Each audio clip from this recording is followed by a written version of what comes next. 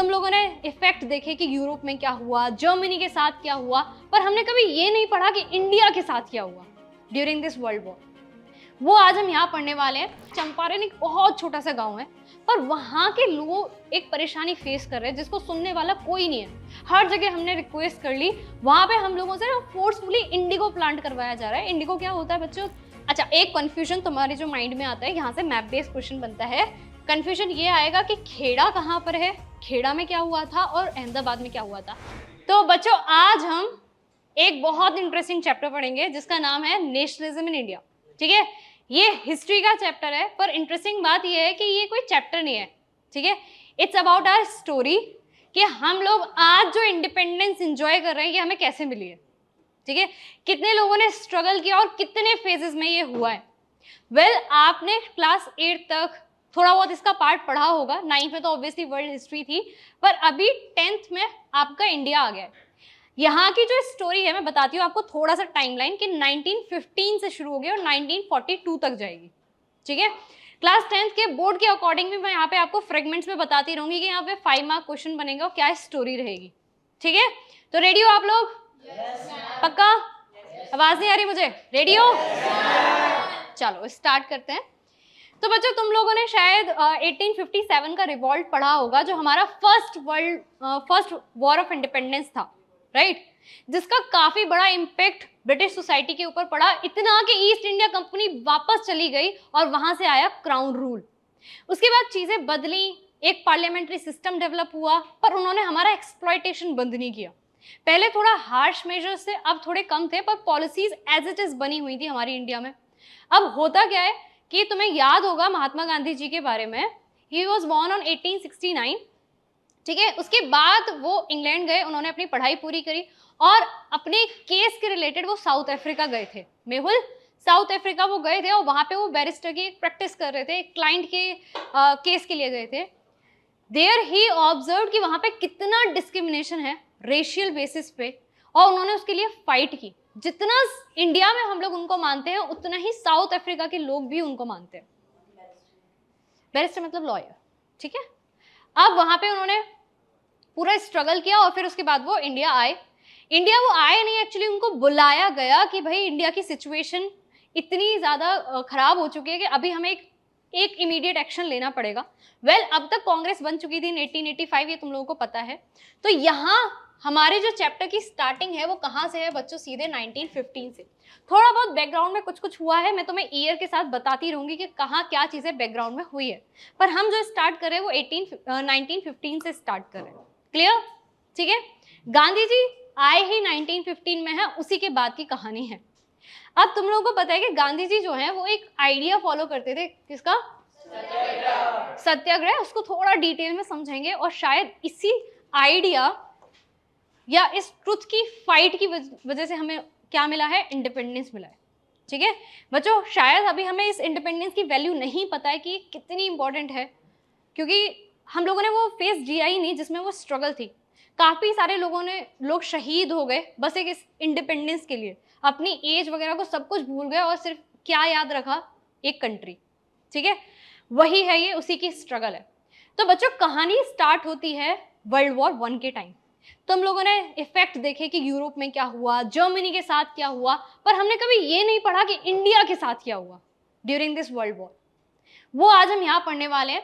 तो बच्चे इकोनॉमिक और पॉलिटिकल सिचुएशन इंडिया की क्या थी वर्ल्ड वॉर के टाइम पे, वो मैं आपको बताती हूँ।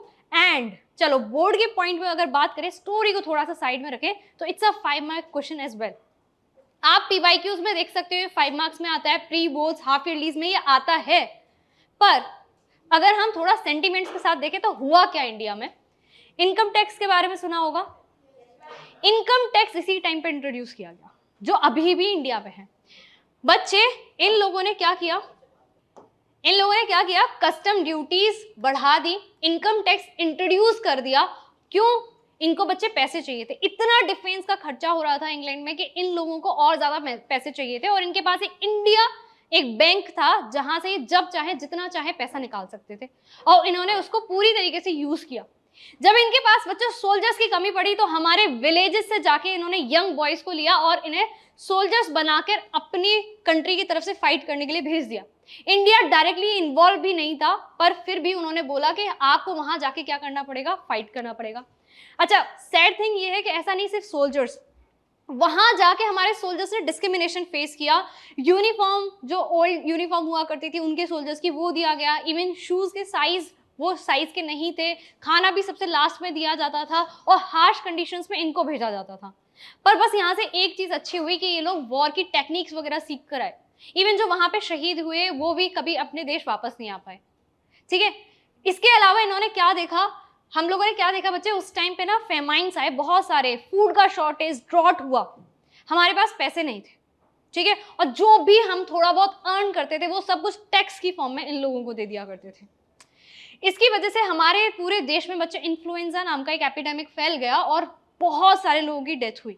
अब तक के इंडियन सेंसस में एक टाइम हमारी पॉपुलेशन कम आई, वो इस टाइम था 1921 में जब सेंसस हुआ, तो 12 to 13 मिलियन लोगों की जान गई। सिर्फ 12-13 देखने में छोटा लगता है, पर अगर इसको हम नॉर्मली कन्वर्ट करें तो ये कितने में है डेथ, करोड़ में, ठीक है, करोड़ में डेथ है ये। तो सोचो कितना बड़ा इफेक्ट था ये वॉर का, डिसीजेस का, जिसने पूरी इंडिया को हिलाकर रख दिया। अब तक सिर्फ हमने वर्ल्ड के कॉन्टेक्स्ट में पढ़ा, और क्यों, क्योंकि हम इसमें इन्वॉल्व भी नहीं थे, तब हमारे साथ ये हुआ है। अगर हम इसमें इन्वॉल्व होते तब समझ में आता कि हम वॉर में पार्टिसिपेट कर रहे थे, जस्ट बिकॉज इंडिया किसके पार्ट थी, एक कॉलोनी थी ब्रिटिशर्स की, और हम लोगों को ये सारी प्रॉब्लम्स उनकी वजह से फेस करनी पड़ी। तो अगर बोर्ड पे आते हैं तो बच्चों it's a 5 mark question for you. तो यहाँ पे आपके कुछ पॉइंट्स लिखे हुए हैं, आपको ये एज इट इज प्रिपेयर करके भी चले जाओगे तो आपको पॉइंट्स मिल जाएंगे।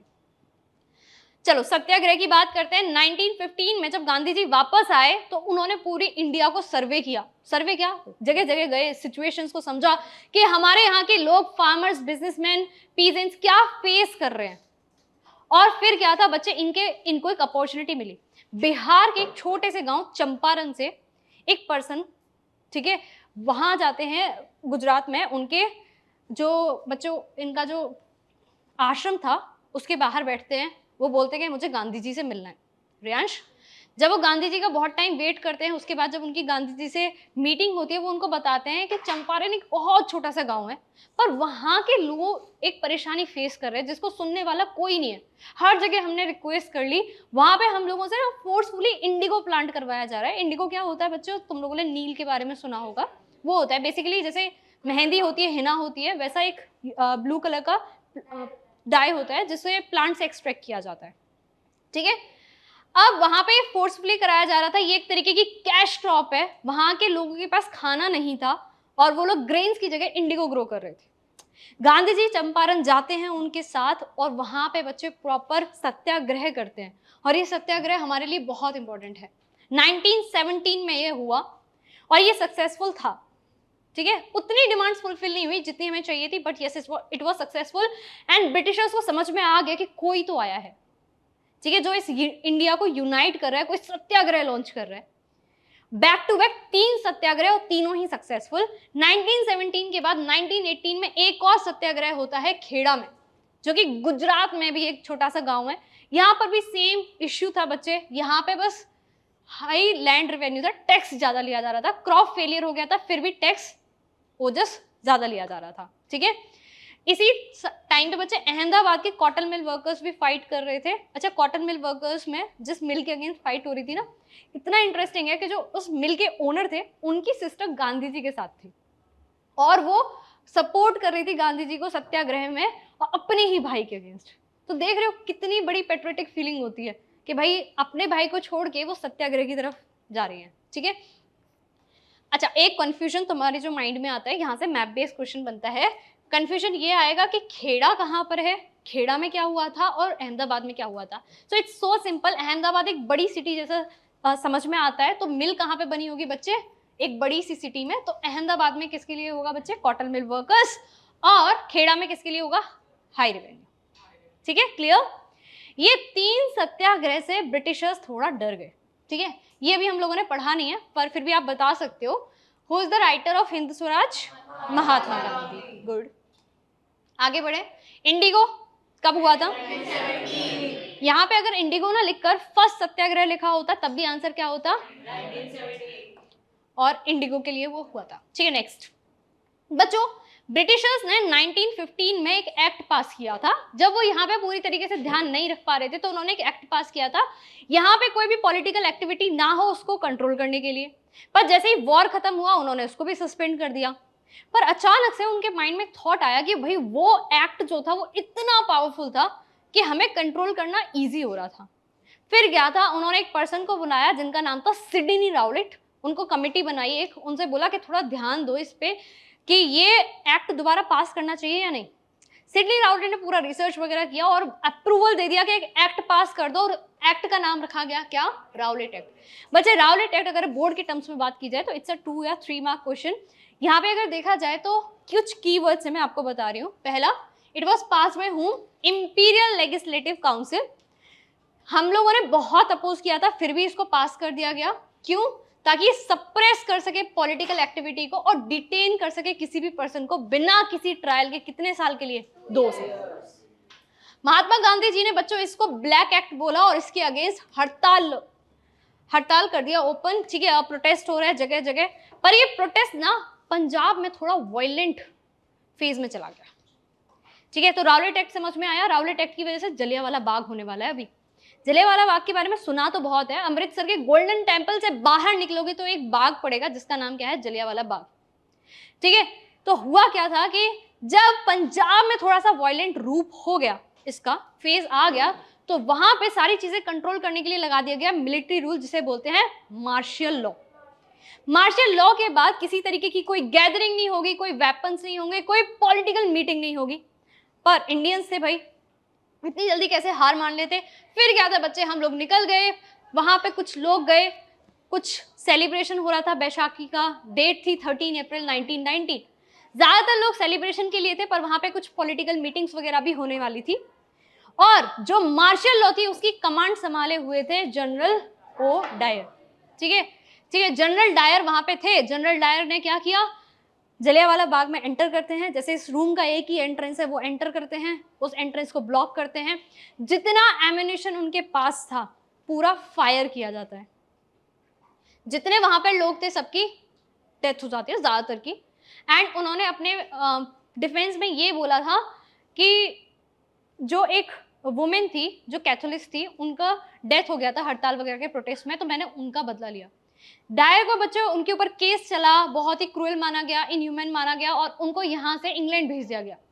देखो सरप्राइजिंगली इंग्लैंड के लोगों ने उनका केस लड़ने के लिए, उनको फ्री करने के लिए फंड कलेक्ट किया था कि उन्होंने सही काम किया है। ठीक है, पर जलियांवाला बाग से बच्चे हमारे सेंटिमेंट्स बहुत इफेक्ट हुए। हमने और बड़े लेवल पे स्ट्राइक्स किया, इन्होंने हमारे न्यूज़पेपर वगैरह सब कुछ कंट्रोल करने की कोशिश की। अब इस मूवमेंट को, इस जलियांवाला बाग को कंट्रोल करने के लिए पता है ब्रिटिशर्स ने क्या किया, जो जो सत्याग्रही मिलता था उनकी नोज को रब किया जाता था रोड पे, उनको क्रॉल कराया जाता था। एंड इवन उन्हें किसी गांव में खबर मिली ना कि इस गांव में कुछ प्रोटेस्ट रिफॉर्मर्स हैं, रेवोल्यूशनरीज हैं, तो उन्होंने पूरे पूरे गांव ब्लास्ट कर दिए। ठीक है, बिना ये सोचे कि कितने लोग हैं, कितने इनोसेंट हैं। तो कहीं से भी ये लग रहा है कि वो लोग इंडिया को अपना मानते थे? नहीं, वो सिर्फ इंडिया की रिसोर्सेज को एक्सट्रैक्ट करने आए थे। ठीक है, यहाँ पे यही लिखा हुआ है बच्चे। रैलीज ऑर्गेनाइज हुई, वर्कर्स स्ट्राइक पे गए, रेलवे वर्कशॉप, शॉप्स वगैरह क्लोज की गई। ठीक है, एक अच्छी खासी अपराइजिंग यहाँ पे देखने के लिए मिली। इन्होंने थोड़ा सा सप्रेस करने की कोशिश की। लोकल लीडर्स को उठाया गया अमृतसर से, महात्मा गांधी को बैन कर दिया था कि वो दिल्ली में एंटर नहीं कर सकते हैं। Later on Jallianwala Bagh incident हुआ, मार्शल लॉ लग गया था, सस्पेंशन था सारी ऑर्डिनरी लॉज का, और इसको लीड कर रहे थे जनरल डायर। उन्होंने कमांड उठाई बच्चे, और 13 अप्रैल का डे आज तक हमारी हिस्ट्री में अभी भी बहुत दुख के साथ इसको पढ़ा जाता है इसके बारे में कि ऐसा कुछ हुआ था। बाद में जब हम लोगों ने प्रोटेस्ट किया तो इन्होंने क्या किया, सबसे बड़ी बात तो ये देखो, जैसे ये स्प्रेड होता है ना, तो इन्होंने बहुत ही ब्रूटल रिप्रेशन करने की कोशिश की, ह्यूमिलेट किया हमारे सत्याग्रही को, उनकी नोज रब कराया ग्राउंड पे, उनको क्रॉल कराते थे स्ट्रीट पे और सलाम सैल्यूट करने के लिए बोलते थे और बोलो साहिब। ठीक है, क्या बोलना है, साहिब। एंड अगर इन्हें खबर मिलती थी कि कहीं किसी गांव में कोई है तो वो पूरा पूरा गांव ब्लास्ट कर दिया। ठीक है, इससे हमारी सिख कम्युनिटी और पूरी की पूरी नदर्न इंडिया हिल गई बच्चों। सेम टाइम पे वर्ल्ड वॉर 1 भी एंड हुआ, जिसकी वजह से इस्लामिक वर्ल्ड के ओटोमन एम्पायर की डिफीट हुई और जर्मनी जैसी ट्रीटी भी उनके ऊपर अप्लाई हुई, ट्रीटी ऑफ वर्सेलियस। जिसकी वजह से मुस्लिम कम्युनिटी जो इंडिया में थी वो भी हर्ट हुई थी, और राउलेट एक्ट की वजह से ओवरऑल हमारे ऊपर कंट्रोल किया गया था। फिर क्या था, गांधी जी को एक मौका मिला हिंदू मुस्लिम को यूनाइट करने का, सारी कम्युनिटीज को एक साथ लाने का, और उन्होंने बोला कि छोटे छोटे सत्याग्रह से कुछ नहीं होगा, एक बहुत बड़ा मूवमेंट लॉन्च करना है, और वहां स्टार्टिंग होती है सबसे बड़े मूवमेंट की, नॉन कॉपरेशन मूवमेंट। बताओ इसका आंसर क्या है? 13 अप्रैल 1919। राउलेट एक्ट कब आया था? 1919, सेम ईयर बच्चों, सेम ईयर जिस टाइम पे जलियांवाला बाग हुआ है। नेक्स्ट, खिलाफत and the non cooperation movement. देखो इससे ना खिलाफत कमेटी से ज्यादा नहीं आता। खिलाफत कमेटी एक कमेटी बनाई थी दो भाइयों ने, जिनका नाम था मोहम्मद अली एंड द शौकत अली, ठीक है, इनको अली ब्रदर्स भी हम लोग बोल देते हैं, और ये बनी थी कहाँ पे? बॉम्बे। कहाँ बनी थी? बॉम्बे। ये कभी कभी आपसे पूछा जाता है, वेल अभी मैप बेस्ड क्वेश्चंस में से हटा दिया गया है, फिर भी हम इसको, मैं आपको ट्रिक बता दूंगी। ये लोग क्यों नाराज थे? क्योंकि बच्चे ये खलीफा की पावर्स को बचाना चाहते थे, इन्होंने इसीलिए खिलाफत कमेटी बना दी। मोहम्मद अली एंड शौकत अली ने, खलीफा बच्चे जो उस टाइम पे ओटोमन के एम्परर थे वो थे, उनको मतलब बेसिकली पूरे इस्लाम वर्ल्ड का प्रीस्ट जैसे माना जाता था, ठीक है। अब क्या होता है कि गांधी जी के पास एक चांस था कि वो हिंदू मुस्लिम यूनिटी को एक जॉइंट नेशनल मूवमेंट लॉन्च कर सकते हैं, सत्याग्रह सक्सेसफुल थे, हर कोई गांधी जी की बात सुन रहा हो। इसी टाइम पे लखनऊ पैक्ट भी साइन हो चुका था, जिसमें आपका मुस्लिम लीग एंड आईएनसी एक साथ आ गया था, तो हर जगह सारे पॉजिटिव आउटकम्स थे और यूनिटी दिखाने का पहला मौका था। फिर क्या था बच्चे, कलकत्ता में एक सेशन होता है जिसमें आईएनसी खिलाफत कमेटी बैठती है एंड वो स्टार्ट करते हैं नॉन कॉपरेशन मूवमेंट, जो कि लॉन्च किया गया दिसंबर, ठीक है। प्लीज ध्यान देना, यहां से बच्चों आपके 3 मैप बेस्ड क्वेश्चन बनते हैं, जिसको हम एक ट्रिक से याद करते हैं, बी सी एन, ठीक है। बी फॉर बॉम्बे, बॉम्बे में बनी है बच्चे क्या? खिलाफत कमेटी, ठीक है, खिलाफत कमेटी बनी है। कलकत्ता में एक सेशन हो रहा है आईएनसी का, और ये किस टाइम पे हो रहा है? सितंबर में, और ईयर इज बच्चे 1920। नॉन कॉपरेशन मूवमेंट लॉन्च हो रहा है, एनसीएम का लॉन्च है, और 2 महीने बाद दिसंबर ईयर 1920। तो अभी आपसे पूछ सकते हैं ये वो जगह है जहां पे फर्स्ट आईएनसी का सेशन हुआ है, तो इट्स कोलकाता 2020, और फिर सेकंड हुआ है तो वो 1920 नागपुर। अच्छा, एन फॉर नागपुर है, ठीक है। ये जो नॉन कॉपरेशन, कॉपरेट नहीं करेंगे, जैसे अभी आप लोग यहाँ पे बैठ के पढ़ रहे हो, तो आप लोग क्या कर रहे हो? कॉपरेट कर रहे हो। अगर आप कॉपरेट नहीं करोगे तो आपको पढ़ाया नहीं जा सकता है, या कोई भी आपसे काम नहीं कराया जा सकता। ये गांधी जी का मानना था, और उन्होंने अपनी एक बुक में लिखा था जिसका नाम था हिंदू स्वराज। ये बुक उन्होंने किस ईयर में लिखी थी? 1909। इन्होंने बोला था कि हमारे ऊपर ब्रिटिशर्स इसलिए रूल कर रहे हैं, या कहीं भी कोई भी काम वो कर रहा है तब जब हम कॉपरेट कर रहे हैं। अगर हम कॉपरेशन बंद कर देंगे तो कभी हमारे से कोई काम नहीं कराया जा सकता। ये वापस आ गए थे बेटा 1915, 1909 में लिखी वहां पर। वो वहां पे भी यही कर रहे थे ना, कि वहां पे जो बच्चे रेशियल डिस्क्रिमिनेशन चल रहा था, अपार्थाइड चल रहा था, वो भी क्यों चल रहा था? बिकॉज दे वर कॉपरेटिंग, है ना। अपनी ही कंट्री में आपको एक आइडेंटिटी कार्ड देना पड़ रहा है, तो कितनी बड़ी बात है ना ये। तो वहां पे उन्होंने नॉन कॉपरेशन आइडिया देखा था, ठीक है, और वो सक्सेसफुल हुआ था। लेटर ऑन स्टेजेस है बच्चे नॉन कॉपरेशन के, तो इट्स अ 5 मार्क क्वेश्चन। अब देखते हैं क्या हुआ है नॉन कॉपरेशन में। ये बच्चों आप ना अर्बन एरिया के हिसाब से लिख के आ सकते हो यहाँ पे ना। अब आंसर कैसे फ्रेम होता है? अर्बन, लोकल, रूरल, या पीजेंट्स ने क्या किया है, या वुमेन का क्या रोल है यहाँ पे, इस तरीके से फ्रेगमेंट्स में क्वेश्चन बनेगा। तो आपका सबसे पहले आता है अर्बन एरिया में क्या हुआ है। ओवरऑल भी आ सकता है कि एनसीएम के बारे में सारा कुछ लिखो, और ऐसे भी आ सकता है कि सिर्फ अर्बन एरिया का बताओ। तो अगर आपको कोई टाइटल मिला होगा जो ब्रिटिशर्स ने आपको दिया होगा अवार्ड के जैसे, उसको क्या कर दिया गया? बॉयकॉट। अगर कोई जॉब कर रहा है रेयांश सिविल सर्विसेज में, आर्मी में, पुलिस में, कोर्ट में, लेजिस्लेटिव काउंसिल में, वो भी क्या कर दिया लोगों ने? छोड़ दी। फॉरेन गुड्स को क्या कर दिया? बॉयकॉट कर दिया, ठीक है। और इवन कांग्रेस ने भी बहुत सारे इलेक्शंस को क्या कर दिया? बॉयकॉट कर दिया कि हम पार्टिसिपेट नहीं करेंगे, ठीक है। और ये 1920 से स्टार्ट हुआ। हाँ, ये अर्बन एरिया का या ओवरऑल भी था। अब मैं आपको थोड़ा छोटा छोटा पार्ट्स में डिवाइड करके बता रही हूँ। ये बच्चे मिडिल क्लास का पार्टिसिपेशन है। आप जैसे बहुत सारे बच्चे शायद 10th में थे, 9th में थे, उन लोगों ने गवर्नमेंट के स्कूल छोड़ दिए जो ब्रिटिश रन करता था मेहुल, और इवन टीचर्स ने भी क्या कर दिया, साथ के साथ रिजाइन कर दिया। लॉयर्स ने लीगल प्रैक्टिसेस देना बंद कर दिया, काउंसिल के इलेक्शन बॉयकॉट कर दिया, एक्सेप्ट एक पार्टी ने नहीं किए थे जिसके ऊपर आपका एमसीक्यू है। ये पार्टी थी जस्टिस पार्टी, नॉन ब्राह्मण पार्टी, कहाँ की, मद्रास की। इन्हें लगा कि बहुत अच्छी अपॉर्चुनिटी है, क्यों ना पावर को कर लिया जाए गेन। अगर कोई एक ही इंसान रेस में जाएगा तो वो तो जीतेगा ही, ठीक है। चलो आगे आते हैं। अच्छा, नेक्स्ट पेज क्या है, on the effects of economic front. क्या लिखा हुआ है मेहुल?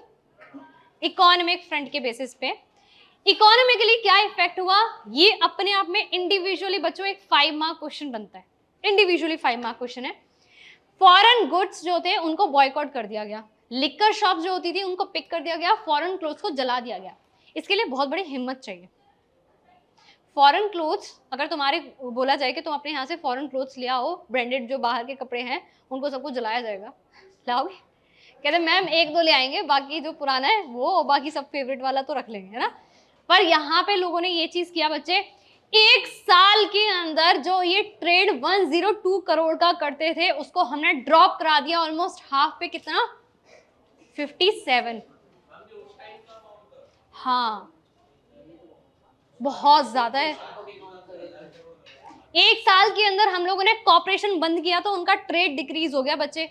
हम लोगों ने बोल दिया कि हम किसी भी बाहर की प्रोडक्ट में ट्रेड नहीं करेंगे, ठीक है, कोई भी गुड्स नहीं करेंगे ट्रेड।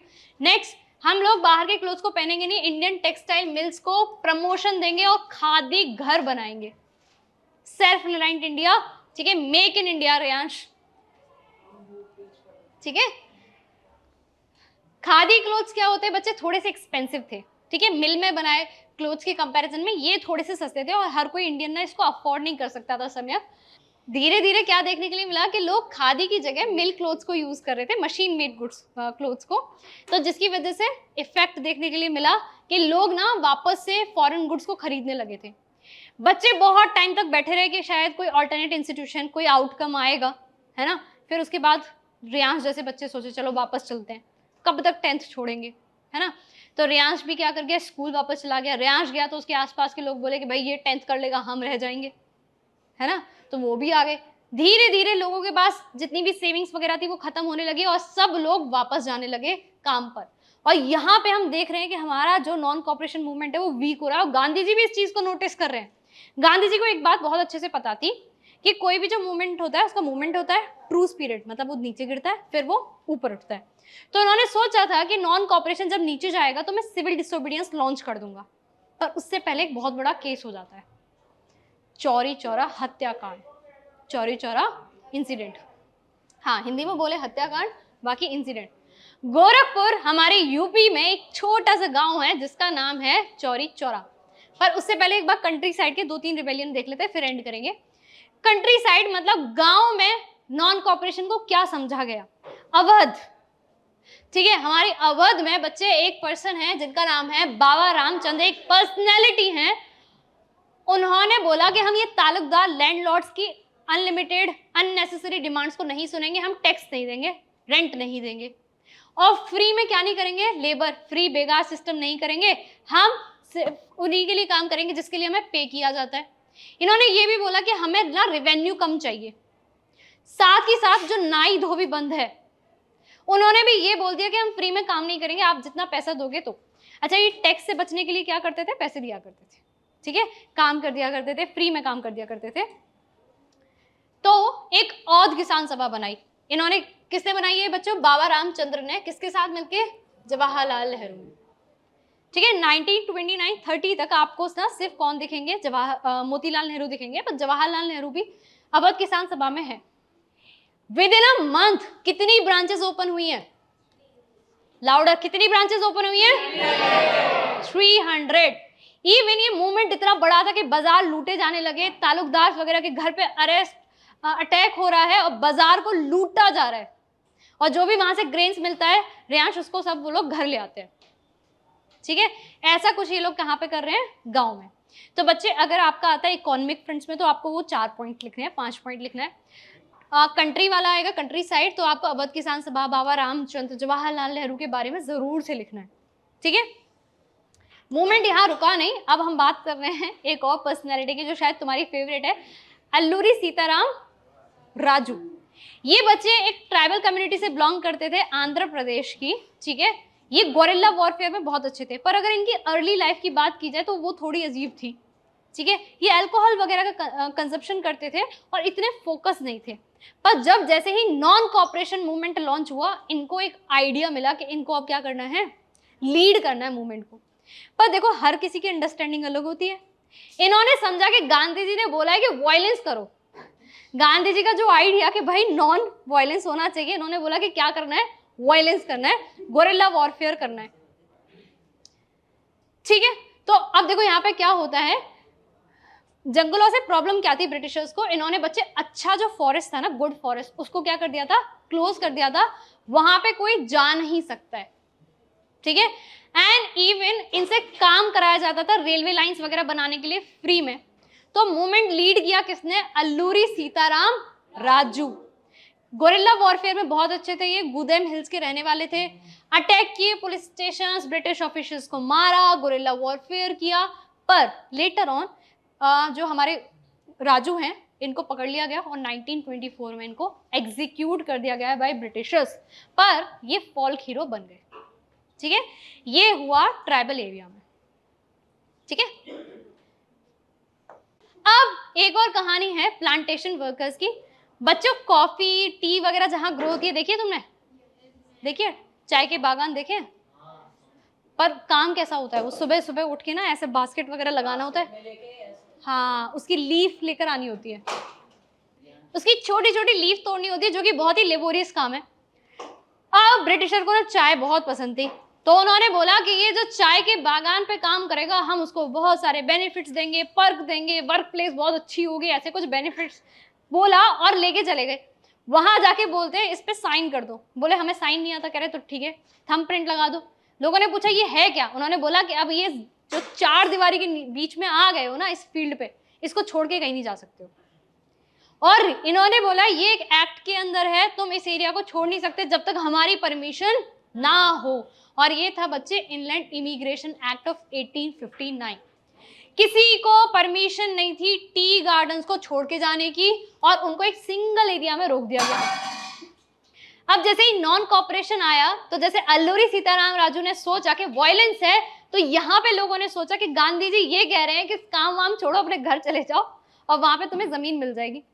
फिर क्या था, इन्होंने भी रिवॉल्ट किया, पर बच्चे ये इतने इनोसेंट, इन्हें ये नहीं पता था कि नॉन कॉपरेशन इनके लिए नहीं पूरे देश के लिए। तो ये वहां से नारे वारे लगा के लड़ाई झगड़ा करके निकल तो गए रेलवे स्टेशन के, घर जाएंगे, रेलवे स्टेशन पर जाके देखा तो रेलवे लाइन ही बंद थी। अब इनके पास कोई ऑप्शन नहीं था, ये वहां पे खड़े हुए थे, इतने में पुलिस आई, ब्रूटली इनको मारा और वापस वहीं पर लेकर गए, मतलब ब्रिटिशर्स इनको वापस लेके गए। जब ये वापस जा रहे थे बच्चे, तो ये कुछ नाम के नारे लगा रहे थे, कुछ बोल रहे थे, वो क्या था, स्वतंत्र भारत। पहली बार किसी ने स्वतंत्र भारत बोला था, और साथ ही साथ गांधी जी के नाम के नारे लगाए जा रहे थे, और हर जगह ये माहौल हो चुका था इंडियन इमिग्रेशन एक्ट के अंदर कि भाई प्लांटेशन वर्कर्स को ये समझ में आ गया था कि अब क्या होने वाला है, इंडिपेंडेंस ज्यादा दूर नहीं। ठीक है, तो this was a role in inland immigration, या फिर कह सकते हो प्लांटेशन वर्कर्स का। यहाँ पे वही लिखा हुआ है बच्चे, ट्राइबल्स चेंटेड गांधी जी का नेम, ठीक है, डिमांडिंग स्वतंत्र Bharat and they were emotionally relating, और यहाँ पे ऑल इंडिया एगिटेशन देखने के लिए मिला। मतलब पहली बार भारत एक हो रहा था, हर जगह के लोग, कम्युनिटी, रिलीजन, कास्ट, सब कुछ बोल के किसके लिए फाइट कर रहे बच्चे, सिर्फ एक ही जगह के लिए, क्या है वो, स्वतंत्र भारत।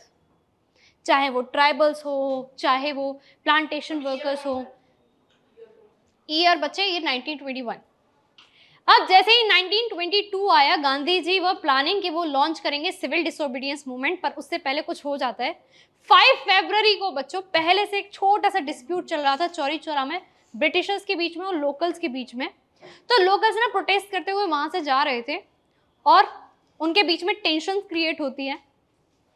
जो पुलिस ऑफिसर्स थे और फार्मर्स थे या फिर कह सकते हो विलेजर्स थे, झगड़ा होता है और झगड़ा इतना ज़्यादा बढ़ जाता है कि जो गांव के लोग थे उन्होंने वो पुलिस स्टेशन जला दिया, जिसके अंदर 22 पुलिसमैन थे। वेल, वो ऐसा करना नहीं चाहते थे, वो किसी एक पुलिसमैन के बारे में पूछने आए थे, ठीक है, जिसके साथ उनका पहला इश्यू हुआ था। उन्होंने उसको मना कर दिया कि वो उसको बाहर नहीं लेकर आएंगे, तो व्हाट दे डिड, उन्होंने पूरे का पूरा पुलिस स्टेशन जला दिया और जो 22 पुलिसमैन थे वो जिंदा जल गए। ये इतना बड़ा था वायलेंस कि बच्चों गांधी जी भी शॉक हो गए कि कहाँ हम सत्याग्रह, कहाँ हम नॉन वायलेंस की बात कर रहे हैं, वहां पे इतना बड़ा वायलेंस कि 22 पुलिसमैन को जिंदा जला दिया गया। ब्रिटिशर्स थे सारे, हाँ पुलिस वाले जी। अब क्या किया गया, गांधी जी ने बोला 5 फरवरी को ये होता है और पता चलता है 11 फरवरी, और वो नॉन कॉपरेशन मूवमेंट को क्या कर देते हैं, call of. Well, this is your map based question, यहाँ से सब्जेक्टिव पार्ट नहीं आता है जनरली, पर यहाँ से मैप बेस्ड आता है कि ये वो जगह है जिसकी वजह से नॉन कॉपरेशन मूवमेंट को क्या किया गया था, कॉल ऑफ। ठीक है बच्चे, धीरे धीरे कांग्रेस में भी इश्यूज देखने के लिए मिले और कांग्रेस में इशू आया, एक स्प्लिट देखने के लिए मिला और एक पार्टी बनी विद इन कांग्रेस जिसका नाम क्या था, Swaraj party, formed by CR Das and the Motilal Nehru. It's an MCQ, please इसके लिए तैयार रहना, ये आएगा MCQ तेरी से। बताओ जल्दी से, स्वराज पार्टी किसने बनाई थी वेस्ट बंगाल में? हाँ, और नॉर्मली बोला जाए तो चित्रंदर दास एंड मोतीलाल नेहरू। इसका आंसर बताओ, मोहम्मद अली एंड शौकत अली जिन्ना। ब्लॉक कर देना एंट्रेंस को, इसको क्या बोलते हैं, पिकेटिंग, ठीक है। C, खिलाफत कमेटी फॉर्म्ड इन 1990, ऑर्डर याद है, BCN। इतना गलत आंसर दो, वो भी फुल कॉन्फिडेंस के साथ कि 4 और गलत कर दे। मद्रास, कहाँ है मद्रास, बताओ। Which of the following was the reason of Chauri Chaura, good. और किसान सभा was formed by, एक और गलत बोला, ये बोल रहा अल्लूरी सीताराम राजू, 4 उसको देख के बोल रहे। क्या है इसका आंसर बच्चे? किसने बॉयकॉट नहीं किया था कि भाई पहला, मद्रास, ठीक है। Who form Swaraj party, sorry कौन सा, D। Which party did not boycott, again आ गया repeat. Next, Simon commission, Simon के बारे में तो जानते ही हो, साइमन गोबैक। बच्चों हुआ क्या था 1919 में, if you remember class 9th, अच्छा क्लास 9th में तुमने पढ़ा था कि बच्चों सोशलिज्म स्प्रेड कर गया था जगह जगह, तो ऐसे ही सोशलिज्म से इंस्पायर होके इंग्लैंड में एक पार्टी बनी थी, labour party. Labour party conservative party, sorry conservative party के अगेंस्ट इलेक्शंस में खड़ी होने वाली थी। अब कंजर्वेटिव पार्टी या ब्रिटिशर्स ने पहले एक 1919 में एक एक्ट पास किया था, उसको रिव्यू करने के लिए कमीशन आती 1929 में, पर उनको डर था कि अगर लेबर पार्टी जीत गई तो इसको ये हमारे अगेंस्ट यूज करेंगे कि हम लोगों ने इंडियंस के साथ क्या किया। फिर क्या था, उन्होंने जल्दी जल्दी 1927 में कमीशन बनाई टोरी गवर्नमेंट ने, और ये एक स्टैट्यूटरी कमीशन थी। सर जॉन साइमन इसको हेड कर रहे थे, 7 मेंबर से। इनको बोलो इंडिया जाओ, रिपोर्ट तैयार करो और हमें बताना कि अगर इन्हें डोमिनियन स्टेटस देना है या नहीं इंडिया को। ये इंडिया आए, हम लोगों ने बोला अरे तुम हमारा कॉन्स्टिट्यूशन ड्राफ्ट कर रहे हो, इसमें एक तो इंडियन रखो। इन्होंने बोला कोई जरूरत नहीं है। साइमन बहुत खुश हुए, साइमन आए, भाई इनका वेलकम हो रहा है, साइमन गो बैक, कह रहे मैं इतना पॉपुलर, इंग्लैंड में तो मुझे बिल्कुल रिकॉग्निशन नहीं थी, यहाँ तो लोग ऐसे बैनर ले लेके घूम रहे। पॉपुलरिटी आती तो है पर कहीं से भी आ सकती है, इनको ऐसा खुशी हुई। ये किसको आती थी, खुश थे ना वो कि भाई at least they know him, people know him ना। इतनी खुशी थी कि साइमन रिपोर्ट करने तैयार करने के लिए 2-3 बार लगातार आए हमारे देश में। पूरा इन्होंने देखा कि जगह जगह जाते थे कि यहाँ के लोग मुझे जानते हैं नहीं, यहाँ के या नहीं। और इन्होंने, दिस इज अ जोक, वैसे ऐसा नहीं था, तो इन्होंने रिपोर्ट तैयार की, और रिपोर्ट तैयार की तो हम लोगों ने बोला कि अरे ये वाला पॉइंट भी रख दो, पर ये हमारी बात सुनने के लिए तैयार ही नहीं थे। तो इस पे मोतीलाल नेहरू कहते हैं हम अपनी अलग रिपोर्ट बनाएंगे। और 1928 में बच्चों एक रिपोर्ट तैयार होती है जिसको बोला गया क्या, नेहरू रिपोर्ट। ये बहुत कुछ आज की कॉन्स्टिट्यूशन के इंपॉर्टेंट पॉइंट से इंस्पायर थी, जैसे वोट वगैरह का राइट मिलना, सेक्युलरिज्म होना, ठीक है। और इसमें डोमिनियन स्टेटस की भी डिमांड की गई, जिसको सबसे ज्यादा अपोजिशन मिला, लोगों ने मना किया। कांग्रेस के लोगों ने बोलते हैं नेहरू रिपोर्ट में 1928 में भी हम डोमिनियन स्टेटस की डिमांड करेंगे, no, we want complete independence. फिर क्या था बच्चे, 26 जनवरी 1930 हमने इंडिया को डिक्लेयर किया इंडिपेंडेंट इंडिया और पूर्ण स्वराज। यस, ठीक है, पूर्ण स्वराज लाहौर सेशन के बाद, और पूर्ण स्वराज हमारे देश में आ गया। और आज उस डेट को सिंक करने के लिए हम लोगों ने क्या डेट यूज करी है, 26 जनवरी 1950 को हमारा जो कॉन्स्टिट्यूशन आया था, हाँ, रिपब्लिक डे मनाते हैं। इसके बाद क्या था, 26 जनवरी को ये सब हुआ बच्चे। आगे देखते हैं थोड़ा सा, ये इकोनॉमिक डिप्रेशन है, इसको मैं आगे बताऊंगी आप लोगों को, ठीक है। ये लॉर्ड इरविन के बारे में बताया गया है बच्चों। डोमिनियन स्टेटस की डिमांड करी मोतीलाल नेहरू ने, देवर मॉडरेट्स, पर इसको अपोज किया गया।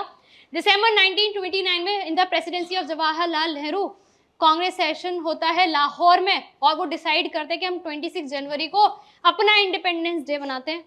इंडिपेंडेंस डे डिक्लेयर भी किया गया, प्लेज वगैरह ली गई बच्चों, ये उस टाइम का फोटो है, ठीक है।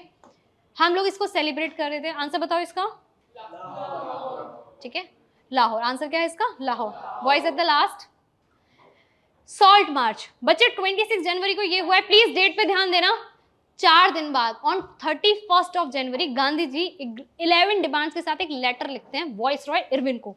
बोलते हैं कि देखो ये मेरी डिमांड मान लो, नहीं तो मैं एक और मास मूवमेंट लॉन्च कर दूंगा। इरविन ने उसको नेग्लेक्ट करा, कुछ काम मतलब सोचा नहीं कि ऐसा कुछ हो सकता है, तो ही neglected those demands. But later on March में गांधी जी डिसाइड करते हैं कि एक अब मास मूवमेंट होना चाहिए। बिल्कुल 10 साल का अंतर नॉन कॉपरेशन मूवमेंट और सिविल डिसोबीडियंस में। सिविल मतलब पीपल, डिसोबे मतलब रूल को तोड़ना, ये मूवमेंट होने वाला है। वहां कॉपरेशन था, यहाँ डिसोबे करेंगे, रूल तोड़ेंगे। वहां रूल नहीं तोड़ रहे थे, यहाँ रूल भी तोड़ देंगे। 31 जनवरी 1930 बच्चे इरविन जी को लेटर लिखा गया, इन्होंने मना कर दिया। गांधी जी ने उसमें एक बहुत इंपॉर्टेंट पॉइंट लिखा था, एक डिमांड ये थी कि सॉल्ट जो टैक्स है ना उसको अबॉलिश कर दो, पर ये मानने के लिए तैयार नहीं थे। इरविन वाज द वाइसरॉय, जैसे अभी तुम्हारे प्रेसिडेंट, कुछ वैसे ही, ठीक है। 12 मार्च 1930 Gandhi ji salt march start करते हैं, कहां से, साबरमती आश्रम से दांडी। बच्चों साबरमती से भी दूर नहीं था ओशियन, पर वो पूरा दांडी गए, क्यों, ताकि वो लोगों को जोड़ सके। स्टार्टिंग में कितने लोग थे, सिर्फ 78। 24 डेज लगे, 240 माइल्स, एक दिन में 10 माइल चलते थे, और सॉल्ट लॉ को तोड़ा। दांडी भी आपका एक क्वेश्चन है। सॉल्ट लॉ बनाया, तोड़ा कैसे, मतलब देखो ब्रिटिशर्स ने एक रूल बनाया हुआ था कि इंडियंस ना नमक नहीं बना सकते बिना उनकी परमिशन के, तो गांधी जी ने वहां पे पानी बॉईल किया, नमक बनाया, और उस नमक को लेकर उन्होंने लॉन्च किया सिविल डिसोबीडियंस मूवमेंट। बस इंडियंस तो एक स्पार्क के लिए बैठे थे कि बस ऐसा कुछ हो जाए, और उसके बाद हम लोग क्या कर देंगे, एक मूवमेंट लॉन्च कर देंगे। अब जैसे कि नॉन कॉपरेशन मूवमेंट के बेटा फेजेस थे, सेम वे में इसके भी थे। यहाँ पे क्या हो रहा है, फॉरेन प्रोडक्ट्स को बाइकआउट किया गया, सेम पॉइंट से आप उसमें भी ये लिख के आ सकते हो, यहाँ पर भी लिकर शॉप्स को पिक किया गया, लिकर शॉप्स को पिक किया गया। पीजेंट्स ने रिफ्यूज कर दिया रेवेन्यू पे करने से, विलेज ऑफिशियल्स ने रिजाइन कर लिया, फॉरेस्ट लॉज को वायलेट किया गया, जैसे उस टाइम पे अल्लूरी सीताराम राजू ने किया था। ब्रिटिश गवर्नमेंट ने बच्चे अरेस्ट करना शुरू करा कांग्रेस लीडर को, एंड इवन एक और बहुत बड़े लीडर थे जिनका नाम क्या था, अब्दुल गाफर खान। इनको अप्रैल में ही अरेस्ट कर लिया गया। एक मंथ बाद किसको अरेस्ट कर लिया गया, गांधी जी को। शोलापुर इंडस्ट्रियल वर्कर्स ने अटैक कर दिया पुलिस स्टेशन पे, ठीक है। सिंबल ब्रिटिश अथॉरिटी का जो भी चीजें थी उनको क्या कराया जा रहा था, टारगेट किया जा रहा था। और फुल जोश में सिविल डिसोबीडियंस मूवमेंट लॉन्च हो चुका है, ठीक है। इरविन इस चीज से डर गए, तो उन्होंने बोला एक साल बाद कि चलो एक काम करते हैं, इसको नेगोशिएट करते हैं, और एक Irwin Gandhi Irwin pact sign होगा, वो मैं आपको बताऊंगी। पर उससे पहले ना इसके फेजेस देख लेते हैं। फेजेस हैं ये बच्चे। रिच पीजेंट्स कम्युनिटी जो कंट्री साइड के थे, कहां से पार्टिसिपेशन था, पाटीदार बेटा कहाँ के थे, गुजरात के, और जाट कहाँ के थे, यूपी के। उन्होंने पार्टिसिपेट किया बहुत मास लेवल पे। कॉमर्शियली जो क्रॉप प्रोड्यूसर्स थे वो ट्रेड डिप्रेशन वगैरह को फेस कर रहे थे। प्रोटेस्ट हुआ रेवेन्यू की डिमांड्स के ऊपर, ठीक है। 1931 में जब ये सस्पेंड हो गया था ना, मतलब सिविल डिसोबीडियंस मूवमेंट जब एंड हो जाएगा तो इनको ना सबसे ज्यादा हर्ट होगा। ये बोलेंगे हम तो इतना जोश में कर रहे थे, हमें लगा था कि यहीं पे इंडिपेंडेंट हो जाएगा। तो एक टाइम बाद ना लोग ये सोचने लगे कि मूवमेंट्स होते हैं फिर बंद हो जाते हैं, मूवमेंट्स होते हैं फिर बंद हो जाते हैं, कोई रिजल्ट नहीं आता। तो लोगों का मोटिवेशन क्या हो गया था, कम हो गया था। और जब रीलॉन्च किया गया सिविल डिसोबीडियंस मूवमेंट को तो लोगों ने ज्वाइन नहीं किया। देखो clearly speaking, civil disobedience movement start हुआ, गांधी जी और इरविन के बीच में एक पैक्ट साइन होगा, वो पैक्ट कोई फ्रूटफुल नहीं होगा, तो गांधी जी फिर से सिविल डिसोबीडियंस मूवमेंट को क्या करेंगे, लॉन्च करेंगे। इस टाइम पे फुल पार्टिसिपेशन, इस टाइम पे पार्टिसिपेशन नहीं होगा, क्योंकि लोग ना डिससेटिस्फाई हो गए थे, बोल रहे थे कि इस तरीके की मूवमेंट्स आते हैं बट कोई आउटकम नहीं होता। जैसे ही हम लोग फुल जोश पे होते हैं, एक बढ़िया पीक होता है उसका, और तभी गांधी जी उसको क्या कर देते हैं, कॉल ऑफ कर देते हैं। ठीक है, इसलिए किसके हिसाब से बेटा, सबके अपने अपने ओपिनियंस होते हैं, ठीक है। Poor peasants in the country side, उनके साथ क्या हो रहा था, रेंटेड लैंड पे ये लोग काम किया करते थे। ग्रेट डिप्रेशन के टाइम पे इनकम फेल हो गई थी बच्चे। अब एक और बात, क्या प्रॉब्लम थी, ठीक है, जिसकी वजह से ये सप्रेस हुआ था। बच्चे जो हमारे स्मॉल फार्मर्स थे ना, वो ना बहुत बेकार कंडीशंस में काम किया करते थे, और इनको ना मतलब रेंट वगैरह में भी इशू आता था, ठीक है। तो ये चाहते थे कि इनका ना जो रेंट है वो माफ कर दिया जाए, जिसकी जमीन पे काम कर रहे हैं उसको रेंट ना देना पड़े। पर गांधी जी या बोले कांग्रेस ने इनको सपोर्ट नहीं किया। जो ये रेड कलर से हाईलाइटेड है ना, कांग्रेस ने अवॉइड किया नो रेंट कैंपेन को, ताकि वो अपसेट ना करें किसको, लैंडलॉर्ड्स को। वो लैंडलॉर्ड्स को सप्रेस क्या नहीं करना चाहते थे, अपसेट नहीं करना चाहते थे, जिसकी वजह से जो आपके लैंडलेस लेबर थी उन्होंने भी पार्टिसिपेट करना बंद कर दिया। पहले वाले में मतलब धीरे धीरे कम हो गया था। अच्छा, ये मोस्ट इंपॉर्टेंट पार्ट, ये 5 मार्क्स में इंडिपेंडेंटली आता है, बहुत जरूरी है। इंडस्ट्रियलिस्ट और बिजनेस क्लास का क्या रोल था ड्यूरिंग सिविल डिसोबीडियंस मूवमेंट। बहुत सारे इंडस्ट्रियलिस्ट बच्चे चाहते थे कि उनको प्रोटेक्शन मिले, किससे, फॉरेन इंपोर्ट से, ताकि वो अपने देश में इंडस्ट्री से कुछ सामान बना सके, ठीक है। इसीलिए उन्होंने फॉर्म की बच्चे कांग्रेस, छोटी सी, जिसका नाम क्या था, इंडियन इंडस्ट्रियल कॉमर्शियल कांग्रेस 1920 में, और एक FICCI इन 1927। कौन लीड कर रहे थे इसको, पुरुषोत्तम दास ठाकुरदास एंड GD बिरला। शायद इनके बारे में सुना ही होगा तुमने, राइट। बहुत बड़े इंडस्ट्रियलिस्ट हैं। दे फंडेड द मूवमेंट, बॉयकॉट किया इंपोर्टेड गुड्स को, और ये बोला कि इंडियंस को कोई कमी नहीं होगी, हम बदले में तुम्हें प्रोडक्ट सप्लाई करेंगे। तो इनका बहुत बड़ा रोल था बच्चे स्वराज लाने में, ठीक है, फ्री ट्रेड और इंडियन डिमांड्स को फुलफिल करने में, ताकि इंडियंस वापस फॉरेन गुड्स की तरफ ना इंक्लाइन हो, ठीक है। इंडस्ट्रियल वर्किंग क्लास ने क्या किया बच्चे, सम वर्कर्स नागपुर से इन्होंने ज्वाइन किया, अडॉप्ट किए गांधी जी के आइडियाज, बॉयकॉट किया फॉरेन गुड्स को, और लो वेजेस के अगेंस्ट प्रोटेस्ट किया। रेलवे वर्कर्स 1930, डॉक वर्कर्स बच्चे 1932 स्ट्राइक पे चले गए। छोटा नागपुर में गांधी जी का कैप पहना। देखो इंटरेस्टिंगली गांधी जी कैप नहीं पहनते थे, पर गांधी जी को सिंबलाइज करने के लिए हम उनके साथ हैं, वो कैप पहनना शुरू कर दिया उन्होंने। बच्चे जो डॉकयार्ड पे वर्क करते हैं, जैसे बस स्टेशन होता है वैसे शिप का स्टेशन होता है। अच्छा, मैंने बोला कि इस मूवमेंट का खत्म होना कुछ होगा, वो मैं बता देती हूँ आपको, ये मूवमेंट खत्म कैसे होगा, ठीक है। इस पीसफुल सत्याग्रह में बहुत सारे लोगों को मारा गया बच्चे, अटैक किया गया, वुमेन चिल्ड्रन किसी को नहीं छोड़ा गया, बहुत सारे लोगों को अरेस्ट किया गया, पनिश किया गया। ऐसे इंसिडेंट्स बहुत वायलेंट हो रहे थे। तो गांधी जी एक पैक्ट में जाते हैं, जिस पैक्ट के अंदर इरविन ने ये बोला था कि मेरी कुछ कंडीशन है, आपको मेरी कंडीशन एक्सेप्ट करनी पड़ेंगी, जैसे कि आपको जो अभी राउंड टेबल कॉन्फ्रेंस होगी दिसंबर में 1931 में, ये मार्च में हो रहा है, 1931 में दिसंबर में जो आपका एक मीटिंग होने वाली है राउंड टेबल कॉन्फ्रेंस, उसको आपको अटेंड करना होगा। गांधी जी ने एग्री कर दिया और इन्होंने कुछ डिमांड्स को उसको एक्सेप्ट कर लिया और सिविल डिसोबीडियंस मूवमेंट को कॉल ऑफ कर दिया गया। हाँ, ठीक है। अच्छा, एक और यहाँ पे बच्चे वुमेन इन रूरल और अर्बन एरियाज में उनका इफेक्ट दिखा रहा है। वुमेन्स ने बच्चे प्रोटेस्ट लॉन्च किया था, बहुत सॉल्ट बनाया, फॉरेन गुड्स को पिक किया था, जेल भी गई बच्चे बहुत सारी वुमेन्स, ठीक है। हाई कास्ट फैमिलीज से वुमेन्स का पार्टिसिपेशन था, ठीक है। दे view service to the nation as a sacred duty. Congress has hesitated to give women leadership roles, ठीक है। पर कांग्रेस की कहीं कहीं छोटी छोटी गलतियां रही, वो ये भी थी कि उन्होंने लीडरशिप रोल्स वुमेन्स को नहीं दिए। Limitations, again a 5 mark question, एक अपना सेपरेट टॉपिक कि लिमिटेशंस क्या थी, किसकी वजह से ये ऐसा हुआ।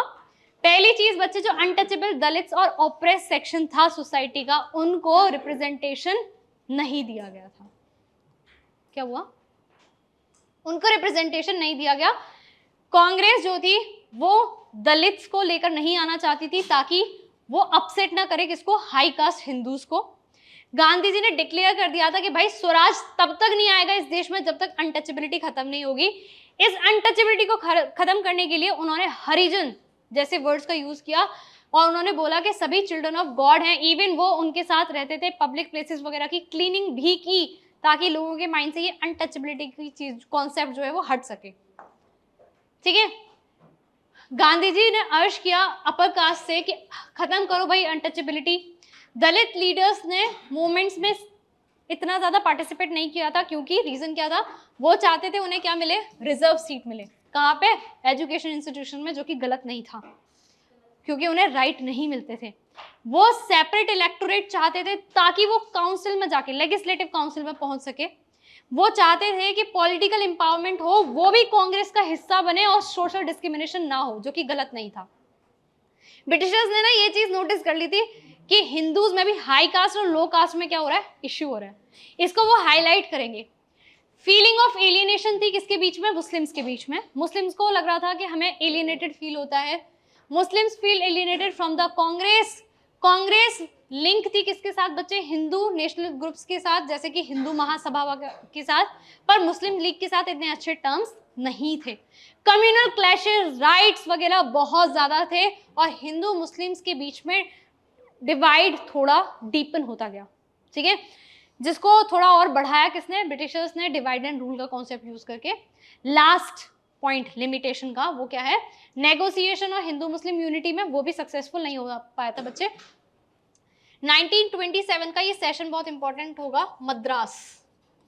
वहां पे कांग्रेस एंड मुस्लिम लीग ने ट्राई करा कि दोबारा से वो अलायंस बनाए, पर मोहम्मद अली जिन्ना ने क्लियरली बोल दिया कि हम कांग्रेस के साथ नहीं जाएंगे, हमें रिजर्व सीट चाहिए सेंट्रल असेंबली में और रिप्रेजेंटेशन चाहिए मुस्लिम मेजोरिटी एरियाज में। जिसको अपोज किया किसने, MR जयकर, जो हिंदू महासभा के थे। उन्होंने इस कॉम्प्रोमाइज को मना कर दिया। नहीं, इस तरीके से करेंगे बेटा तो डिवीजन और ज्यादा हो जाएगा देश का। तब तक पाकिस्तान बनने का कोई प्लान नहीं था कि हमारा एक अलग देश बनेगा, नहीं, ठीक है।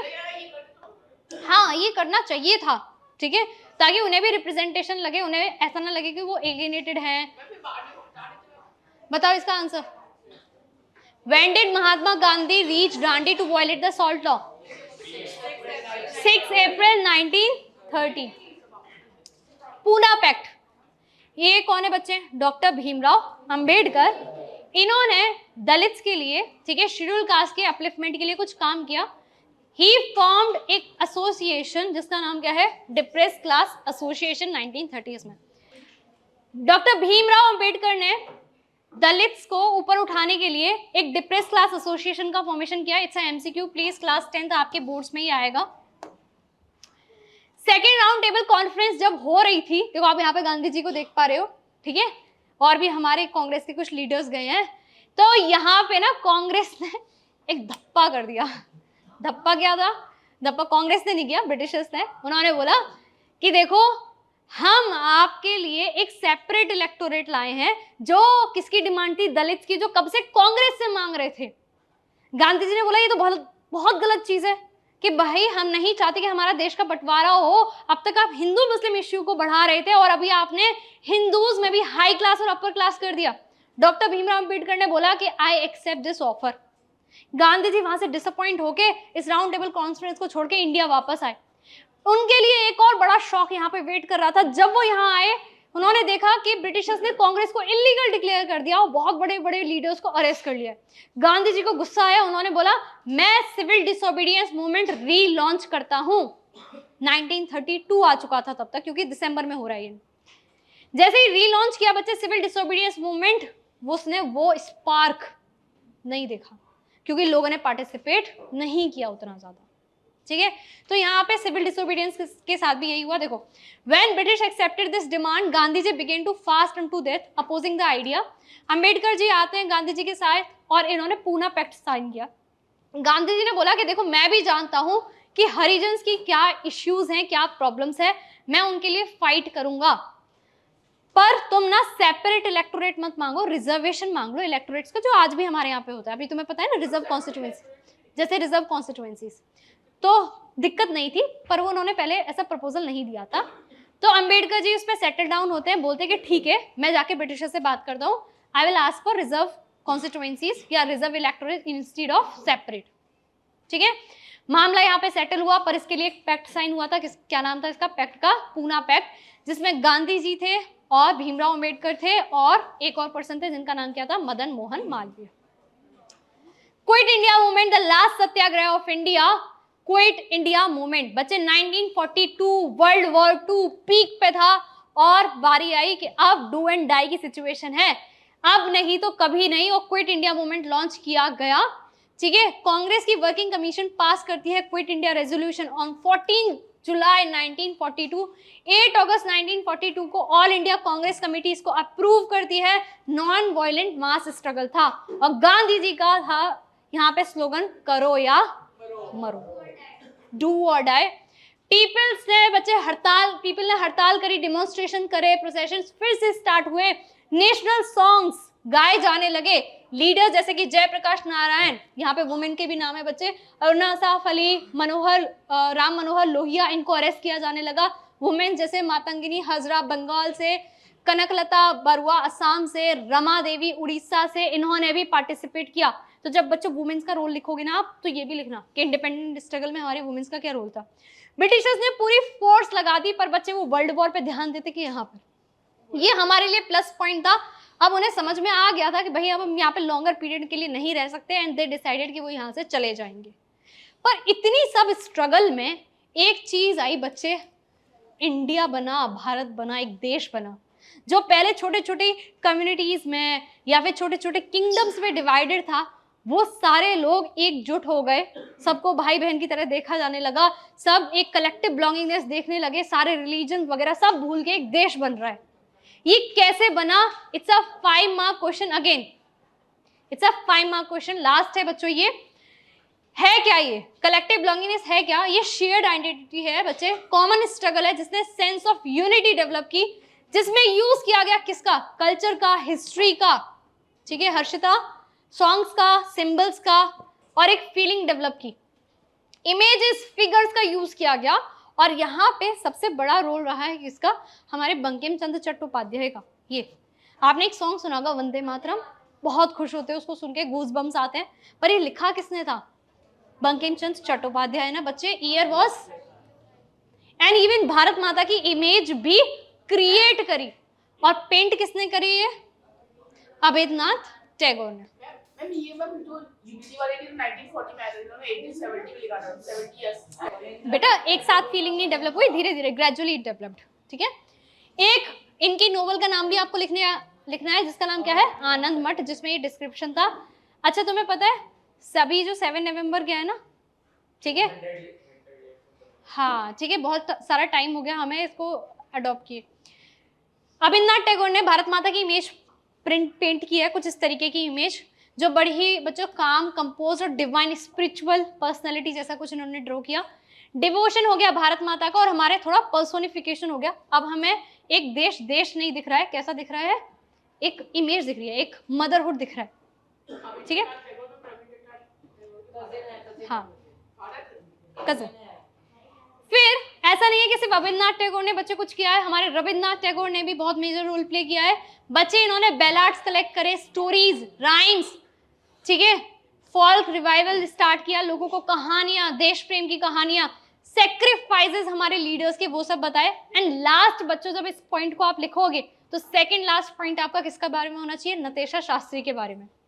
इन्होंने क्या लिखा है? The folklore of southern India, ठीक है, 4 वॉल्यूम कलेक्शन था जहां पे इन्होंने तमिल जो हमारी स्टेट है या तमिलियंस थे उनके बीच में डेवलप किया था। ठीक है, कैरिंग द फ्लैग, लास्ट जो नेशनलिज्म की फीलिंग आई, जैसे तुमने फ्रांस में पढ़ा, ठीक है, जर्मनी में पढ़ा, वैसे तुमने देखा कि ब्रिटिशर्स ने भी एक अपना फ्लैग बनाया था, यूनियन जैक।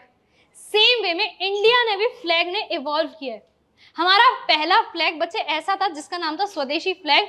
इसमें 8 लोटस है जो कि 8 ब्रिटिश प्रोविंस को दिखा रहे हैं, एक चांद है, क्रिसेंट मून है, और एक सन है जो कि unity between Hindu and Muslim दिखा रहा है। और फिर इसको इवॉल्व किया गया, ब्रिटिश प्रोविंस को हटाया गया, again a try colour flag जिसका नाम क्या है, स्वराज फ्लैग, जिसमें चरखा बनाया गया जो कि किसको दिखा रहा है बच्चों, सेल्फ रिलायंट इंडिया को। ये भी आपको इसको लिखना होगा। और इसके अलावा हमारे बच्चे आर्ट एंड आर्किटेक्चर को ज्वाइन किया गया, साइंस और मैथ की बात की गई, religion and culture, law, philosophy, craft, trade. 0 किसने दिया, इंडिया ने ना, इंडिया ने दिया, ठीक है। ऐसी बातें की गई, लोगों को ज्वाइन किया गया कि भाई हमारा पास्ट देखो, ठीक है, कितना ग्लोरीफाइड पास्ट था, इंडिया सोने की चिड़िया। ऐसी पोर्ट्रेटिक बातें की गई, पेट्रियोटिक बातें की गई, लोगों के अंदर एक नेशनलिज्म की फीलिंग डेवलप की गई जो तुम आज भी सेंस करते हो। हम आपस में कितना भी लड़ाई झगड़ा कर लें, पर जब बात आती है देश की तो हम सब लोग एक होते हैं। ये फीलिंग बच्चों एक दिन में नहीं बनी, ये ग्रेजुअली डेवलप की। और इसमें बस मैंने कुछ लोगों का नाम लिया है जिनका थोड़ा बहुत कंट्रीब्यूशन है, पर ये आज भी पास ऑन हो रही है जनरेशंस टू जनरेशंस। अगर तुम आज किसी भी कंट्री में कोई इंडिया का डांस फॉर्म फ्लैग देखते हो तो एक प्राइड का फीलिंग आएगा। कहीं तुम फॉरेन कंट्री में बैठे हुए हो और वहां पे तुम वंदे मातरम सुनते हो तो एक प्राइड का फीलिंग आएगा, ये मेरी कंट्री का है, right. That feeling develop with this sense of collective belongingness. और इसी के साथ बच्चों ये आपका चैप्टर होता है रैप। तो बहुत ही इंटरेस्टिंग सा चैप्टर था, आई होप आप लोगों ने इसे एंजॉय किया होगा और मेहनत करके, पढ़ाई करके एटलीस्ट हमारे जो भी रेवोल्यूशनरीज रहे हैं उनके कंट्रीब्यूशन को आप वेस्ट नहीं करोगे, right. Okay, thank you so much for joining.